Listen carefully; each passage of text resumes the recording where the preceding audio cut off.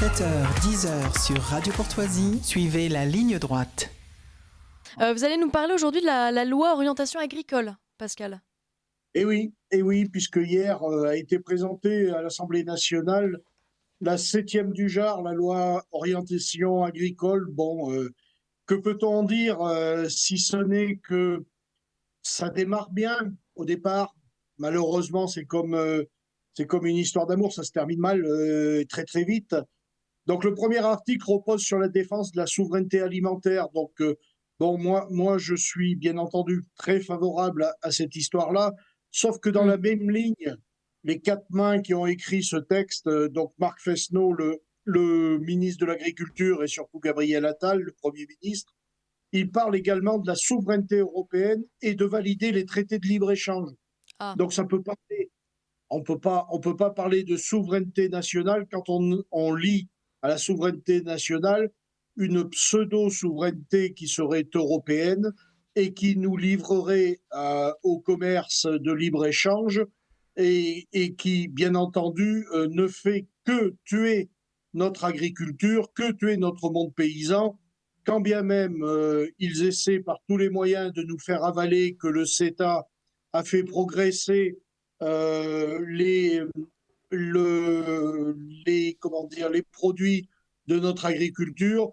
Ils ont fait progresser des fromages, certes, au Canada, du vin, certes, mais c'est tout. En contrepartie, on est obligé de recevoir de la viande ovine en grande partie, et cette viande ovine canadienne qui est aux hormones depuis la nuit des temps et qui ne correspond pas aux normes sanitaires que l'on exige pour l'Europe, et qui nous seront quand même vendus d'une façon ou d'une autre, puisque de toute façon, si on voit bien cette loi d'orientation agricole, ce n'est plus la France qui dirige sa propre agriculture, c'est l'Europe qui donne le là, et c'est les Français, le gouvernement français qui est obligé de respecter ce système-là. Ouais. Puisque un peu plus loin vient, dans ce texte-là, vient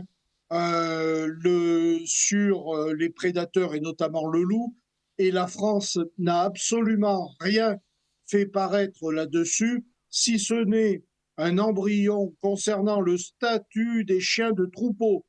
Bon, suivant la prolifération des loups sur le territoire, quand on sait que le loup prolifère sur le territoire et que personne n'ose attaquer directement le principe de la Convention de Berne et de déclasser ce prédateur afin que l'on puisse réguler de façon extrêmement précise ce prédateur et non plus de subir, comme on subit actuellement, la prédation. Donc, cette loi d'orientation est un grand flou. On va nous faire un bachelor agricole, bac plus 3. Bon, c'est très bien pour la formation, mais il faut savoir qu'à l'heure actuelle, les jeunes paysans qui s'établissent sont déjà des gens qui ont au minimum un BTS. Donc, ils ont quand même un niveau d'études supérieur à ce qu'il était auparavant pour leurs ancêtres. Et malheureusement, on répond là aussi sur une problématique sur tout ce qui concerne la formation, l'innovation et ainsi de suite. Et on répond, comme à chaque fois, qu'on va créer France Service Agriculture, comme on a créé des numéros verts, comme on a créé des multitudes d'usines à gaz, et que pendant ce temps-là, Gabriel Attal cherche 20 milliards d'économies, mais que l'on crée des France Service Agriculture qui devraient répondre à une agriculture chargée de l'accueil et de l'orientation et d'un accompagnement personnalisé, coordonné des personnes souhaitant s'engager ou se retirer d'une activité agricole. Voilà. Donc tout ça, c'est de la foutaise. Tout ça, c'est encore du blablabla de comptoir. Et malheureusement, il n'y a absolument rien sur les marges de la grande distribution. Il n'y a absolument rien sur la protection des éleveurs. Et rappelons quand même que 71% des fruits, 28% des légumes, 53% de la viande ovine, 53% du mouton et de l'agneau sont importés, 42% de volaille, 23% de viande ovine sont importés.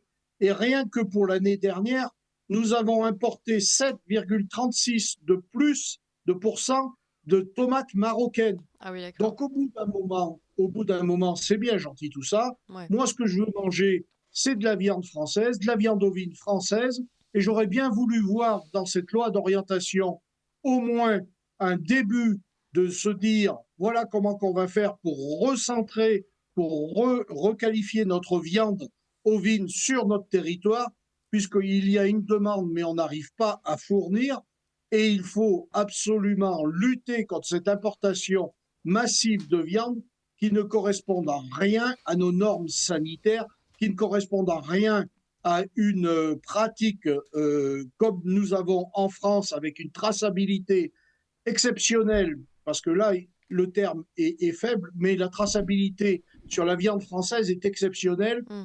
et l'Europe en a décidé autrement. L'Europe en a décidé que ce seront toujours les traités de libre-échange qui gouverneront nos accords.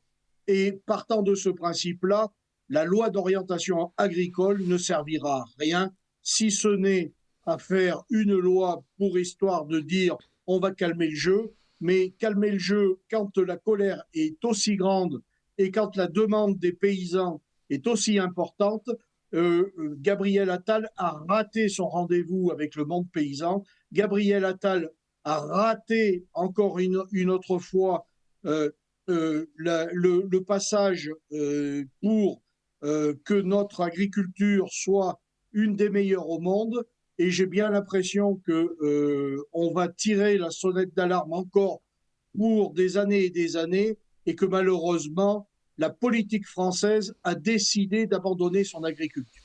Merci Pascal Pointu. Alors merci surtout de suivre l'actu agricole parce que c'était tendance pendant la crise, mais là plus personne n'en parle. Vous en parlez à notre antenne, donc je vous remercie. À la semaine prochaine, Pascal Pointu.